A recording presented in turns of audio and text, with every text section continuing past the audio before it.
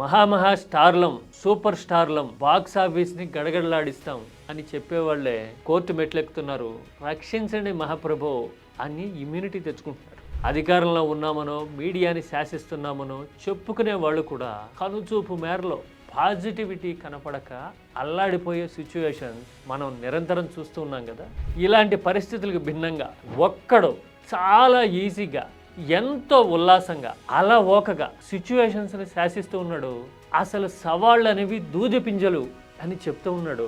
అన్నిటికీ మించి మీరు ఈ రకంగా సిచ్యువేషన్స్ని కంట్రోల్ చేసుకోవచ్చు కదా అని ఎవరైనా సలహా ఇస్తే, ఎందుకండి లైఫ్ చాలా హ్యాపీగా ఉంది, ఆనందంగా బతకడానికి కదా జీవితం అంటూ అలవోకగా సమాధానం చెప్తున్నాడు. పాజిటివిటీకి కేర్ ఆఫ్ అనిపిస్తున్నాడు. నిజంగా సూపర్ అనిపించట్లా? సూపర్ కాదు, ఇలాంటి టెండెన్సీ ఉన్నోడు నిజంగా సూపర్ హీరోనే. ఆ సూపర్ హీరో ఎవరో తెలిస్తే గనక మీరు కూడా నిజంగా ఎగిరి గంతేసినంత పనిచేస్తారు. అవును కదా అని నేను చెప్పేదానికి ఎస్ అంటూ సపోర్ట్ చేస్తారు మీరు కూడా. ఇంతకీ అంత పాజిటివిటీ ఉన్న పర్సన్ ఎవరు? అంత బ్రహ్మాండంగా సిచ్యువేషన్ హ్యాండిల్ చేస్తున్న ఆల్రౌండర్ ఎవరు? డీటెయిల్గా చూద్దాం రండి. ఇది ఎంటర్టైన్మెంట్కో పాలిటిక్స్కో సంబంధించింది కాదు, మన జీవితాలకు సంబంధించింది, మన మైండ్ సెట్కి సంబంధించింది. అన్నిటికీ మించి ఎలాంటి లగేజ్ లేకపోతే ఎంత బ్రహ్మాండంగా బతకొచ్చు అని ప్రాక్టికల్గా ప్రూవ్ చేస్తున్న లివింగ్ ఎగ్జాంపుల్కి సంబంధించింది.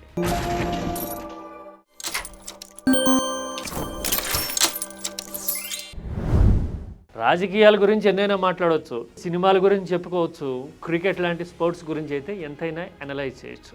కానీ end of the day we are all human beings, మనుషులం కదా. కాస్త పాజిటివ్గా ఆలోచించడము, మన గురించి మన ఫ్యామిలీ గురించి మాత్రమే కాదు, చుట్టూ ఉన్న ప్రపంచాన్ని కూడా వీలైనంత ఎన్లైటన్ చేయటం గురించి కూడా ఆలోచించగలిగితే పర్పస్ఫుల్ లైఫ్ అనిపిస్తుంది కదా అని నేను అనుకుంటూ ఉంటాను. ఇది నా పర్సనల్ బిలీఫ్. అందుకోసమే once in a while positivity గురించి మాట్లాడాలనుకుంటా. ఇంతకీ సూపర్ స్టార్ల వల్ల కానిది, మహామహా పొలిటీషియన్లు, పవర్ ఉన్న వాళ్ళు కూడా చేయలేనిది ఒక్కటి చేస్తున్నాడు అన్నాను కదా. పవర్ ఆఫ్ పాజిటివిటీ అని చెప్తున్నాను కదా. ఏంటది? ఇవాళ రేపట్లో మనం చాలా వార్తలు చూస్తున్నామా? ఐశ్వర్యరాయ్ దగ్గర నుంచి, అమితాబ్ బచ్చన్ దగ్గర నుంచి, మన చిరంజీవి, ఎన్టీఆర్ల వరకు అందరూ ఢిల్లీ కోర్టును ఆశ్రయించి మా ఇమేజ్లు వాడేసుకుంటున్నారు, మా బొమ్మలు వాడేసుకుంటున్నారు, మమ్మల్ని పబ్లిసిటీ వస్తువులుగా ట్రీట్ చేస్తున్నారు, రీస్ట్రెయిన్ చేయండి అలాంటి అటెంప్ట్స్ని అని పర్సనాలిటీ ప్రొటెక్షన్ కోసం కోర్టు తలుపులు తడుతూ ఉన్నారు కదా. కాపీరైట్ లాంటి చట్టాల ప్రకారం ప్రొటెక్ట్ చేయాలి అని అడుగుతూ ఉన్నారు కదా. Of course that is their right, వాళ్ళ హక్కు అనుకోవచ్చు. ఎందుకంటే ఇవాళ రేపట్లో సోషల్ మీడియా విస్తృతం అయిపోయిన తర్వాత, ఏఐ జమానా వచ్చేసిన తర్వాత పాజిటివిటీ కంటే నెగిటివిటీ పెరుగుతుంది. నెగిటివ్ ఇమేజెస్, బూతులు క్రియేట్ చేసి సర్క్యులేట్ చేసేసరికి పాపం సినిమా వాళ్ళు చాలామంది అల్లాడుతూ ఉన్నారు. ఎంత స్టార్డమ్ ఉన్నా, ఎన్ని వసూళ్లు చేస్తున్నా, ఎంత ఫ్యాన్ బేస్ ఉన్నా కానీ ఈ ట్రాప్, ఈ జాలం నుంచి వాళ్ళు బయటపడలేకపోతున్నారు. కానీ ఇదే ఇండస్ట్రీలో ఉన్న ఒక్కడు మాత్రం ఇలాంటి అటెంప్ట్స్కి చిక్కటంలా, దొరకటంలా, కానీ సూపర్ పాపులర్ అవుతున్నాడు, యమా ఫేమస్ అవుతున్నాడు, ఓన్లీ పాజిటివ్గా కనిపిస్తూ ఉన్నాడు. అన్నిటికీ మించి పాజిటివిటీకి ఐకాన్ అయిపోయాడు. ఎవరన్నా సారోగా ఉంటే, సాడ్గా ఉంటే చూసి తీరాలి అనిపించే అడ్రస్ అయిపోయాడు. ఎవరో బ్రహ్మానందం, బ్రహ్మి గురించే ఇదంతా.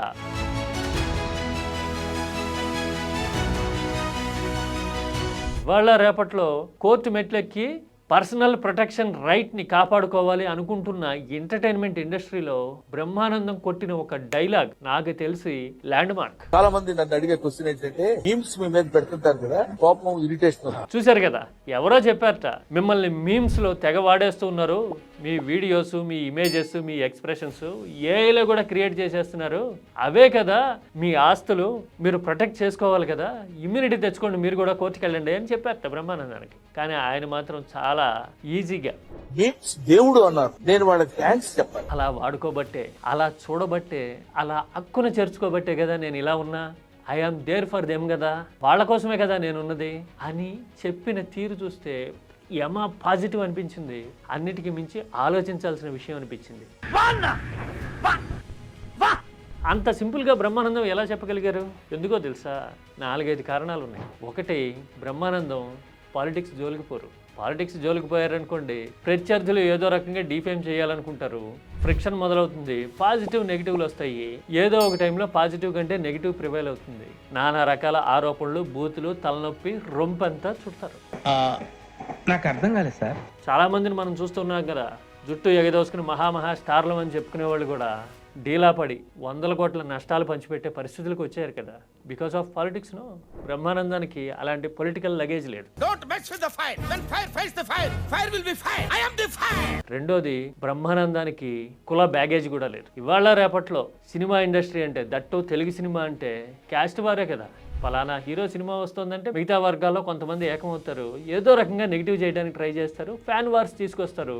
విగ్గు పెట్టుకున్నాడనో, పట్టు ఉందనో, మెడ కింద ముడతలు ఉన్నాయనో, రకరకాల ఎలిగేషన్స్, లేకపోతే డైలాగులు రావనో, ఇంకోటో తీసుకొస్తారు, ఫ్యాన్ వార్ క్రియేట్ చేస్తారు. దానికి తోడు ఆ హీరోలు కూడా అట్లాగే ఉంటారు. ఇవాళ రేపట్లో ఒక దేశపు సైన్యం చేయలేదని ఒకటి చేసేసాడు అనే బఫూనరీ క్యారెక్టర్స్ క్రియేట్ చేసి అది ఎంటర్టైన్మెంట్ అని చెప్తుంటారు కొంతమంది. అలాంటివి ఉండేసరికి కుల వార్స్కి ఇగ్నిషన్ అవుతున్నాయి, ఆజ్యం పోసినట్టు అవుతున్నాయి. అందుకోసం నెగిటివిటీ ప్రివైల్ అవుతూ ఉంటుంది. బ్రహ్మానందానికి అలాంటి కుల బ్యాగేజీలు లేవు, అందుకని యమ హ్యాపీ.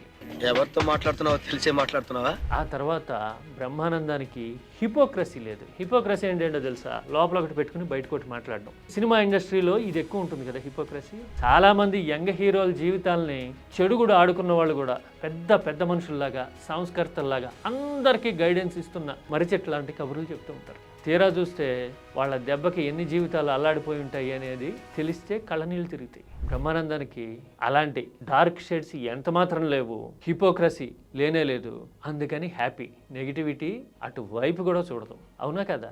ఇక బ్రహ్మికి కెరీర్ క్రైసిస్ కూడా లేదు. చాలా మంది హీరోలకి ఒక ఏజ్ దాటిన తర్వాత కెరీర్ క్రైసిస్ వచ్చేస్తుంది. వారసులు సరిగ్గా అందుకోలేకపోతుంటారు, జనరేషన్ మారిపోతూ ఉంటుంది, ట్రెండ్తో క్యాచప్ కాలేకపోతుంటారు, నానా అవస్థలో పడుతుంటారు. దాన్నే కెరీర్ క్రైసిస్ అంటారు. బ్రహ్మానందానికి అదేమీ లేదు. ఈ మధ్యన సినిమాలు తగ్గాయి కదా కొంత, అంటే తగ్గుతాయి కాలక్రమేణా. ఎప్పుడు శిఖరం మీదే ఉంటారు కదా, పోల్ పొజిషన్లోనే ఉంటారు కదా, ఉండాలని కూడా అనుకోరు. That is not their priority for some people కదా. బ్రహ్మానందం ఎప్పుడన్నా అవకాశాలు రావట్లేదనో, తగ్గినాయనో అలా అనుకోవటం ఎప్పుడన్నా కనపడిందా? లేదు. ఐఎమ్ ఎంజాయింగ్ మై లైఫ్ అన్నట్టుగా పెయింటింగ్ చేసుకుంటున్నాం, బుక్ ఎగ్జిబిషన్స్తో కనిపిస్తున్నాం. అప్పుడప్పుడు ఏదైనా ఫంక్షన్స్లో సాహిత్యం గురించి, తెలుగుదనం గురించి, జీవితం గురించి ఫిలసాఫికల్గా మాట్లాడుతున్నాం. బ్రహ్మానందం లివింగ్ హిజ్ లైఫ్ అని అనిపిస్తుంటారు కదా మనకి. అందుకోసమే కెరీర్ క్రైసిస్ లేదు, ఎలాంటి భయాలు సహజంగానే ఇక ఉండవు, అవునా కదా? నేను ఏదైనా అనుకున్నానంటే అది పూర్తయ్యే వరకు నిద్రపోను. అందుకోసమే చాలా కేర్ఫ్రీగా, అలవోకగా, నవ్వుతూ నవ్విస్తూ తనకు నచ్చిన ఫిలసాఫికల్ అండ్ డివోషనల్ ఇష్యూస్ మాట్లాడుతూ బ్రహ్మానందం లివింగ్ హిజ్ లైఫ్ అని అనిపిస్తుంది. ఇన్ని చెప్పిన తర్వాత ఇంకో విషయం కూడా చెప్పాలి. జనరల్గా సైకాలజీలో ఒక మాట ఉంటుంది, ఎవరి మీద అయితే వాళ్ళు పర్సనల్గా జోక్ వేసుకోగలుగుతారో వాళ్ళకి మెచ్యూరిటీ లెవెల్స్ ఎక్కువ ఉన్నట్టుట. బ్రహ్మానందం ఇలాంటి మెచ్యూరిటీ లెవెల్స్ పోటీ పెడితే బహుశా ఛాంపియన్ అవుతారేమో అనిపిస్తుంది కొన్ని సందర్భాలు చూస్తే. కావాలంటే చూడండి, ఏజ్ విషయంలో ఆయన ఎలాంటి చెణికిసిరారు. 70th బర్త్డే అన్నారు, మరి వాళ్ళకి ఎవరు చెప్పారు ఏంటో ఏజ్ పడేసారు 70 అని. చూశారు కదా, అక్కడ ఎవరో 70 ఇయర్స్ వచ్చినాయని పెట్టారట. ఎవరు చెప్పారా మీకు నాకు 70 అని అన్నారు. అంటే 70 రాలేదే ఇంకా అనుకుంటారు కదా, ఏంటి 70 కంటే తక్కువ అనుకుంటున్నారా అంటూ ఆ ఇచ్చిన ఎక్స్ప్రెషన్ చూసారా? ఇంకా తక్కువ అనుకుంటున్నారు కదా.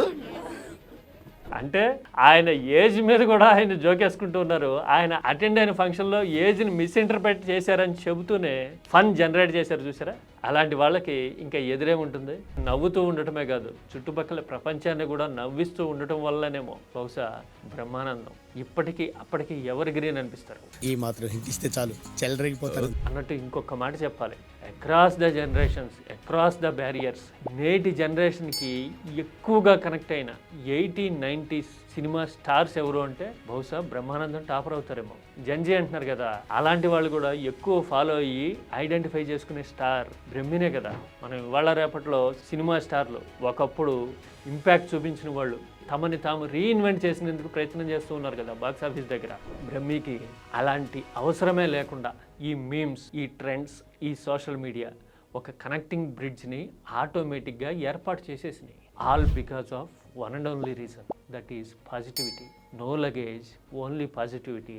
నవ్వడం, నవ్వించడం, పాజిటివ్గా ఉండడం. అందుకోసమే మనం కూడా వీలైతే బ్రహ్మి చెప్పిన మాటల్లో ఎసెన్స్ని అర్థం చేసుకోవడానికి ట్రై చేద్దాం. అందులో కొంత పర్సెంట్ మన లైఫ్కి ట్రాన్స్ఫార్మ్ అయినా కానీ మనం నెక్స్ట్ లెవెల్ అందుకుంటామేమో. ఏమంటారు? పాజిటివిటీ ఉంటే లైఫ్లో ఏదైనా సాధ్యమే అనే టెండెన్సీతో మీరు ఏకీభవిస్తారా?